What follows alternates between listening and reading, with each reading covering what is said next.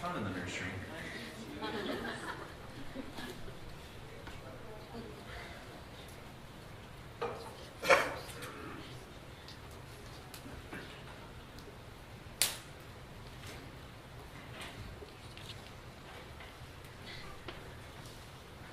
I'm going to read from Exodus chapter 7, verses 1 through 7.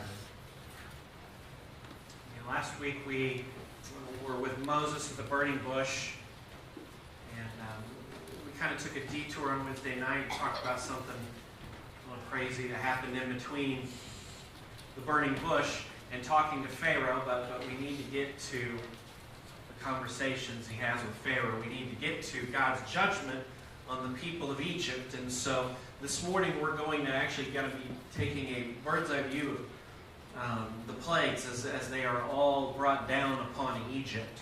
And we're going to kind of look at them all as a whole and what we can take from all 10 plagues rather than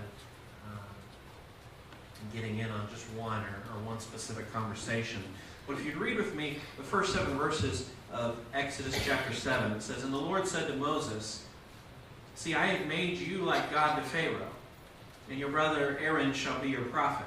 You shall speak all that I command you, and your brother Aaron shall tell Pharaoh to let the people of Israel go out of his land. But I will harden Pharaoh's heart, and though I multiply my signs and wonders in the land of Egypt, Pharaoh will not listen to you. Then I will lay my hand on Egypt and bring my hosts, my people, the children of Israel, out of the land of Egypt by great acts of judgment. The Egyptians shall know that I am the Lord when I stretch out my hand against Egypt and bring out the people of Israel from among them." Moses and Aaron did so. They did just as the Lord commanded them. Now Moses was 80 years old and Aaron 83 years old when they spoke to Pharaoh. Now many of us, even if you're not that familiar with the Bible, know what follows. We know, and maybe you couldn't name them all, but you know many of the plagues that come. And the result is that after the 10th plague, the Hebrews are finally set free from their captivity. And we have discussions about each of these different plagues, and there are discussions about, well, did these things come from natural causes, or is it a completely supernatural event? You can watch a show nearly every week on the History Channel about, are some of these verifiable, or does it all have to be taken on faith? We could talk about the hardening of Pharaoh's heart, and does that even seem fair that it's kind of predetermined that this is going to go down, and Pharaoh really doesn't stand a chance? And maybe we may get into some of that stuff on Wednesday night, but what I want to talk about this morning is what God was trying to say through these plagues as a whole. And what message was he sending to the people of Egypt? What message was he sending to his people, the Israelites? And is there still a message through these plagues? Is there a message through judgment for us thousands of years later? And so let's kind of talk our way through the plagues. And the first way I want to look at this is by one of the thoughts is that each of these plagues is meant to be a specific attack on the religion construct within Egypt at that time, on the many false gods that they were worshiping. And there are parallels drawn between the different features of the plagues and the different gods that they worshipped in Egypt at that time. And so let's walk through each of these 10 plagues and talk about perhaps which of these gods God is specifically calling out and trying to point out to the people of Egypt. There's no power here. There's nothing here. The first plague, for example, turning the Nile to blood. God instructs Moses to go down to the Nile River when Pharaoh is down by the water, and to place his staff in the water, and it will all turn to blood. Not only the river, but every source of water in the land of Egypt will turn to blood.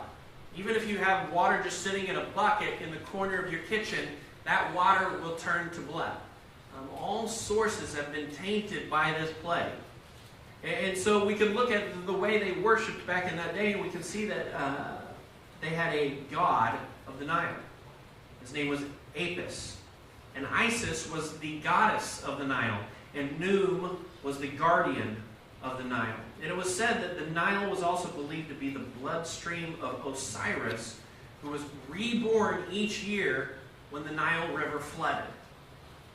And so to turn this into a symbol of death was a direct statement to these gods, these goddesses that they held above all others. The second plague is frogs. A lot of frogs. And this is probably the one that fascinates me the most. Because it's just crazy to think about. Like, there's really nothing more deep than that. It's just crazy to think about the sheer volume of frogs that must have. They come up onto the land, and eventually they all die, and they just have to heap them into piles of rotting frog carcasses. This would have been especially offensive to these people because that was a judgment against Heket, a frog-headed goddess of birth.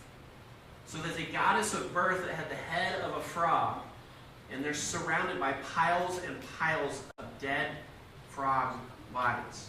It was because of this goddess that the frog was considered sacred, much like the cow is considered sacred in Hindu cultures. They were not allowed to kill frogs. And so now they're just surrounded by the death of this goddess in a way. The third plague is gnats. It was a judgment on Set, the god of the desert, because out of the dust is kind of that symbolism of these gnats rising up. Now I can't, and let's talk about like the next one as well, the flies. I can't handle more than 2 flies in my house at the same time. Anybody else? Like 1, all right, it's going to do its thing, whatever. Like 2, I'm getting annoyed. If there's more than 2 flies, like I'm finding the swatter and like this ends now. There are swarms and swarms of flies and gnats all over the land and all over the people. They even had a god of flies. And well,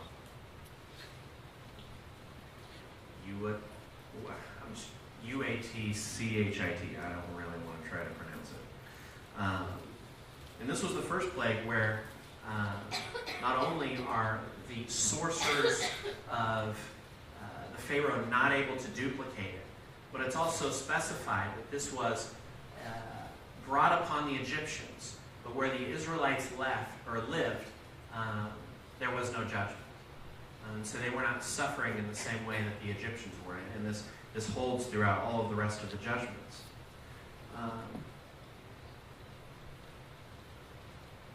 And I guess we kind of overlook some of these things because flies are flies. But I was sitting there this week trying to imagine if there were just swarms and swarms, clouds, black clouds of flies and gnats swarming through the neighborhood, and every time you opened the door, hundreds of flies were able to just swarm into your house. And they were able to come through every tiny hole in the screens, and they were just on everything. It would completely paralyze your ability to live, or at least it would for me. Maybe you're like strong and all flies in your butt. Like I would just get in my bed and pull the covers over my head and just not move until they were gone. And I would just fog everywhere I walked with bug spray.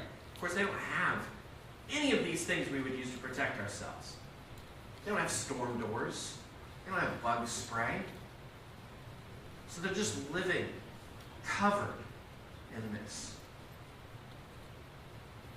The fifth plague, the death of the livestock.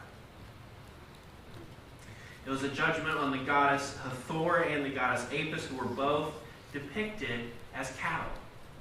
And that's how they're pictured. And so maybe that makes the significance of the golden calf a little bit higher in your mind. That this wasn't just some random thing that they just drew out of their minds. They were drawing this picture of a golden calf and creating it out of their very real memory and experience in the land of Egypt. The sixth plague, and the picture is a little bit easier on you, okay? because honestly I was like, well, there's pictures of boils, and that's not good. So I'm just going to give you some Lego boils. But this was there were several gods of health and disease, Sekhmet and Sunu and Isis, that this all would have been an attack on.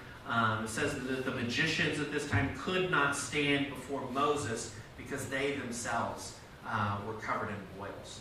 And you can begin to see with these first 6 plagues how you could take like a natural progression kind of thought process about how this all develops.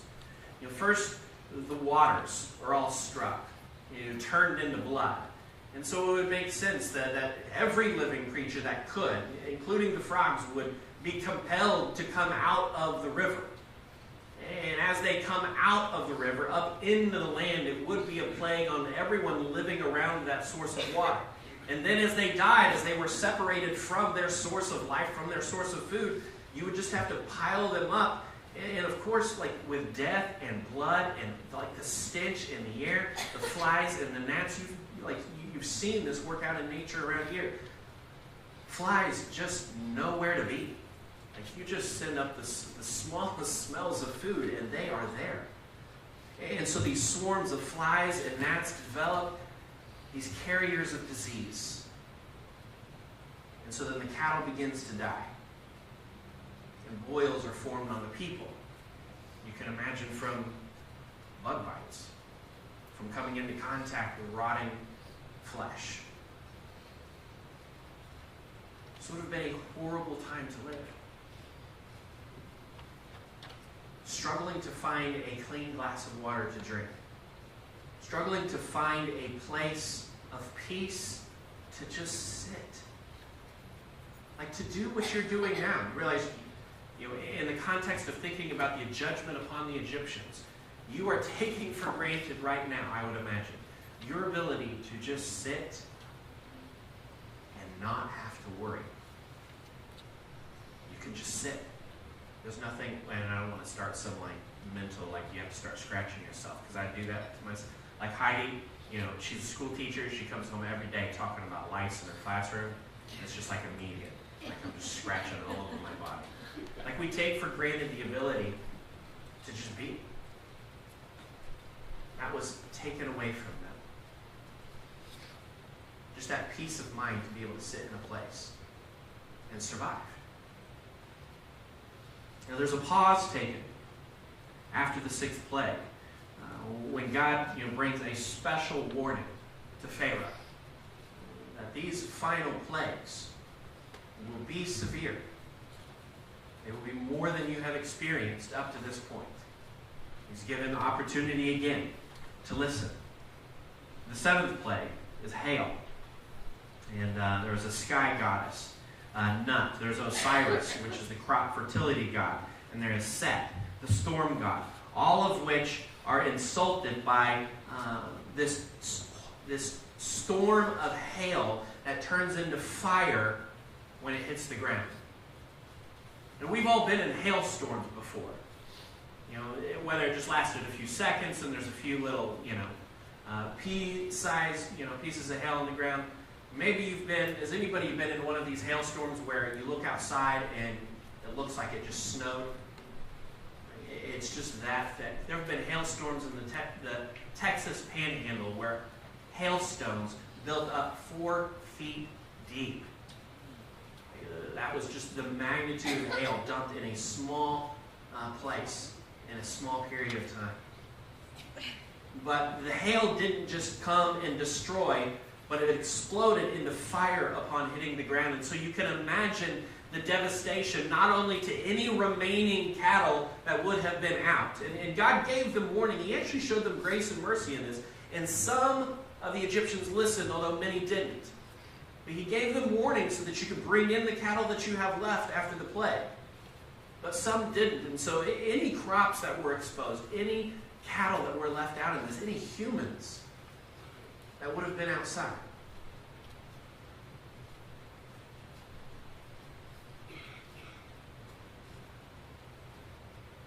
And you think of the structures that they were living in. And these are the Egyptians. They know how to build things.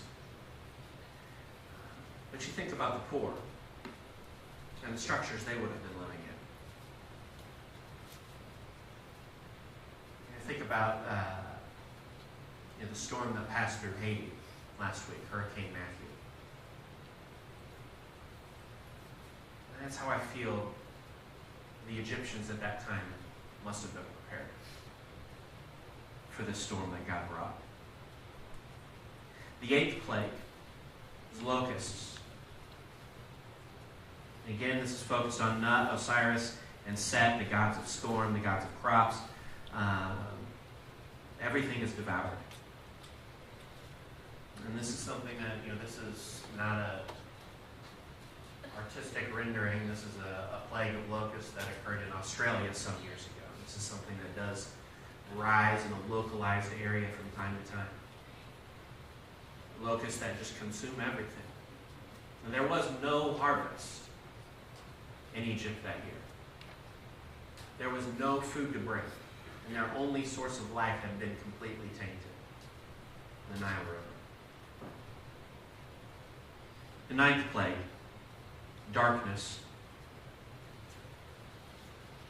was aimed at the sun god, who was their ultimate god, Ra, who was represented by Pharaoh as the embodiment of this god on earth. Darkness strikes the entire land. And not just, we just flip off the lights in here and we maybe stumble around for a bit and our eyes can adjust. But the kind of darkness you can feel, the kind of darkness that gets inside of you and causes anxiety, that kind of darkness. Have you ever just tried to experience total darkness? You just shut yourself in a room and close off all forms of light and just try to exist in that place? Exist in a place where you have no sense of sight whatsoever. One of the incredible things about this is the place where the Israelites lived, there was light. It was the only source of light for the entire land of Egypt, and that's what this artist rendering depicts. And it's kind of this it's a funny word choice, but it's the foreshadowing of Jesus as the light of the world, who would come from these people. Egypt, which represents sin, which represents rebellion towards God, surrounding this light, stumbling through the darkness, praying for illumination. That can only be found in the presence of God. The 10th plague and last plague, the death of the firstborn males, was a judgment on Isis, the protector of children, and was absolutely also directed completely at Pharaoh, who represented Ra. I don't really want to spend too much time on that one because we're going to talk about Passover and the 10th plague next week. But this is one way to talk about the 10 plagues. How they specifically attack their entire religious belief system. And it's an absolutely valid way. There's no way to deny the systematic way that God makes his way through these false gods. Starting with the Nile River above all, and ending in darkness, and then firstborn children.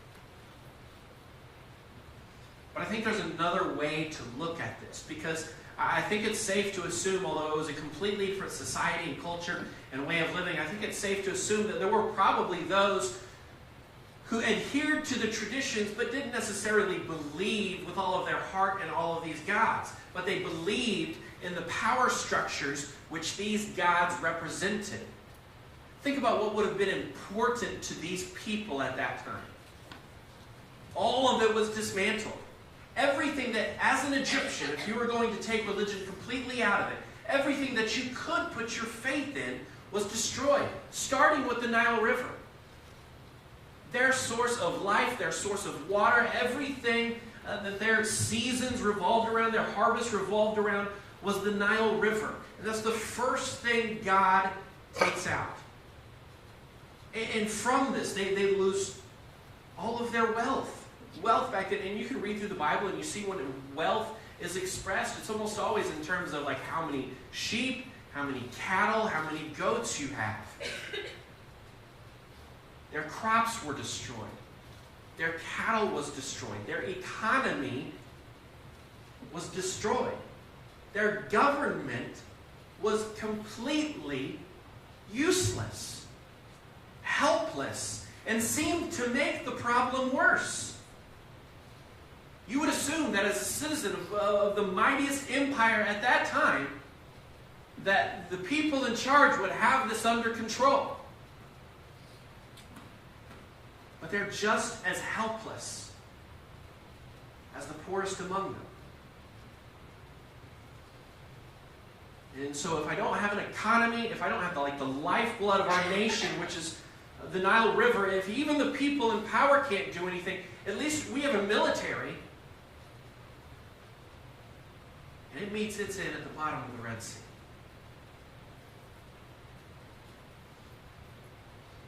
Because when we look at this in terms of faith and power, faith in things of nations, it begins to start getting a little bit uncomfortably familiar. Because we can absolutely, throw stones at the Egyptians and think, well, faith in your economy.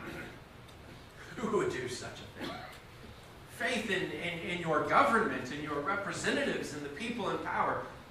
I mean, we don't struggle with that as much. Like, it seems like nobody really, but, I mean, these are still the people we were elected.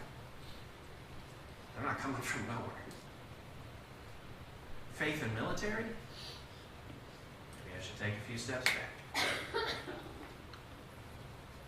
Faith in our traditions. Faith in the beliefs and morals of our people, as faith in our history. Do we not look a lot like the Egyptians? Believing that who could possibly come against us? God sends a message straight to the heart of this people. Nothing in this world can stand against me. Nothing that you have put your faith in is so strong that I cannot completely dismantle it before your eyes. And it'll just take me a couple weeks. And really, that's just because I'm trying to paint a story. I get to end it in half a breath if I want to. And that's just as true for us as it was for the Egyptians. It was a strong message to the Egyptians. It should be a strong message to us and every person who has ever placed their faith in the strong places of this world. But it was also a clear message to the people of Israel. God did not just simply want them to be able to leave easily. That's part of the reason God hardens Pharaoh's heart. He needed to display before the Israelites his supremacy in all things. And so just as much as the Egyptians needed to see the supremacy and might of God over their gods, the Hebrews needed to see that as well. The Hebrews needed to see that the God of Abraham, Isaac, and Jacob was more than enough to take care of their worries. He was more than enough to destroy their enemies. He was more than enough to follow into an unknown land. And when we see this demonstrated in their faithlessness, not a few weeks later, when they are at the coast of the Red Sea, and the military is pursuing them, and they're crying out to Moses, "Take us back. We want to be slaves again. You never should have brought us out here." You see it at the foot of Mount Sinai.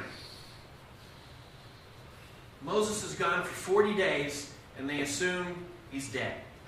He's gone. And so where is their faith? Where do they put their trust? In a golden calf. In the exact kind of God that they had seen the true God dismantled before their very eyes.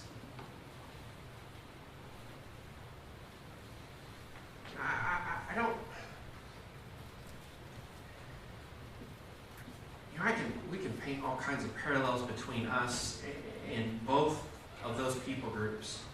I went to an OU game yesterday, and I know a lot of you were there too. I sat right down from the Grams and talked on Facebook with Chris. And I love watching OU football. It's my favorite team, and I've expressed that before. I know Cody's wishing I'd move on. I'm not really getting, you may enjoy this actually. If you've ever been to a game, if you're a fan or not, it's quite a spectacle. They have all these pregame traditions and rituals they go through every game, and I've been to enough that I have most of them memorized. And some of them that are common to all sporting events, right? We sing the national anthem. And yesterday they had 3 fighter planes, World War II era fighter planes, fly over right at the end of the Star Spangled Banner. And we sing, or they encourage you to sing songs to the university, about the university. You express your devotion to the university. And then it ends and it culminates with our love and devotion and worship of the team itself. It just occurred to me very clearly yesterday, and it has many times when I've been there, this is a worship service. This is absolutely a worship service. You heard me define it earlier, right? Reverence and adoration. Clearly expressed in that place for a few things. Our nation, our military, that university, that football team. There's a difference between showing respect for someone or something that has earned it. I would say our military has earned respect. And worshiping and putting my faith in. For example, one of the songs that they sing at the beginning of every OU game is I think it's the Alma Mater's chant. I think is what it's called. O-K-L-A-H-O-M-A. Chant rolls on and on. I could sing the rest of it. I didn't go there at school, but I've been in enough games. I know the whole thing. But it ends with, I'm not going to sing anymore. Sorry. And it ends with this phrase. "Neath the western sky, OU's chant will never die. Live on, University." And every time, my heart breaks a little. Because I know in that place are thousands of brothers and sisters. And I know in that place are thousands and thousands of lost people. And in that song of worship to the university, it even says, this place is never going away. And it is. OU's chant will die. And here's one more, so will that western sky.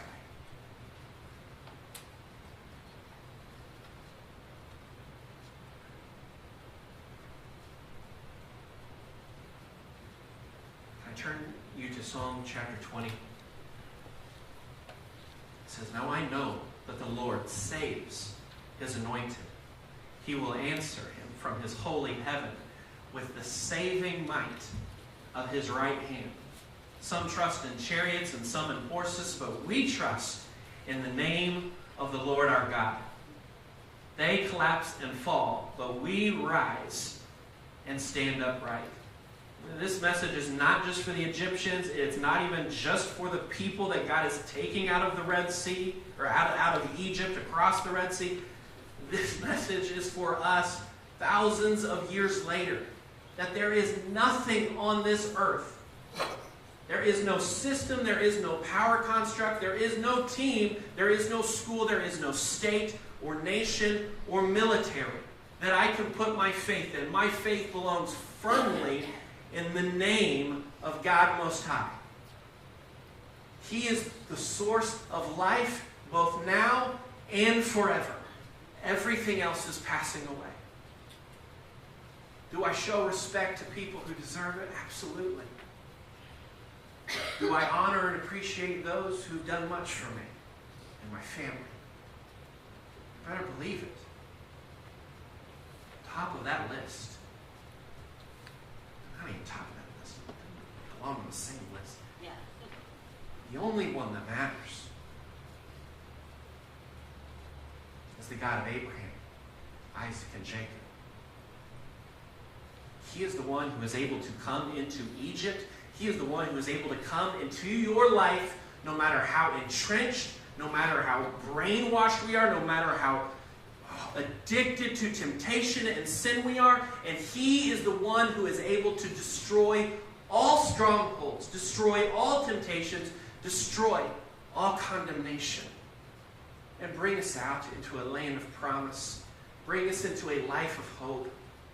Bring us into a place of love and grace. So I will follow Him. I will offer worship only to Him. Would you join me in that? To Him and Him alone.